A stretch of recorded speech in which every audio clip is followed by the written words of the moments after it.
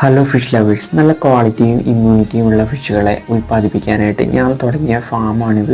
ഇത് തുടങ്ങിയിട്ട് ഏകദേശം 1 വർഷത്തോളം ആവാറായെങ്കിലും ഇപ്പോൾ ഇത് 4-5 മാസത്തേക്ക് ഇതുപോലെ ഫ്രീസായി കിടക്കുകയാണ്.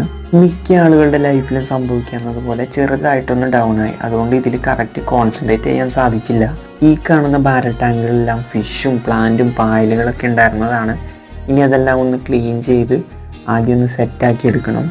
ഇപ്പോൾ നോക്കിക്കഴിഞ്ഞാൽ എല്ലാ ടാങ്കിലും ഇപ്പോൾ മാറാലും കാര്യങ്ങളൊക്കെ വന്നിട്ടുണ്ട്. അതുമാത്രമല്ല, ഇപ്പോഴാണെങ്കിൽ കിണറ്റിൽ വെള്ളവുമില്ല, പൈപ്പിലെവിടെയോ പൊട്ടിയിട്ട് പൈപ്പും ബ്ലോക്കായിട്ട് 2 ആഴ്ച വെള്ളം വന്നിട്ടില്ല. അതുകൊണ്ടൊക്കെ തന്നെയാണ് ഇതിങ്ങനെ ഫ്രീസായി കിടക്കാനുള്ള കാരണം.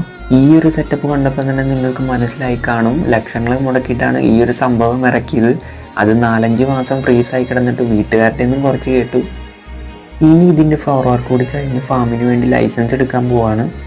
ഇനി എന്തൊക്കെ സംഭവിച്ചാലും വീണ്ടും തിരിച്ചു വരും.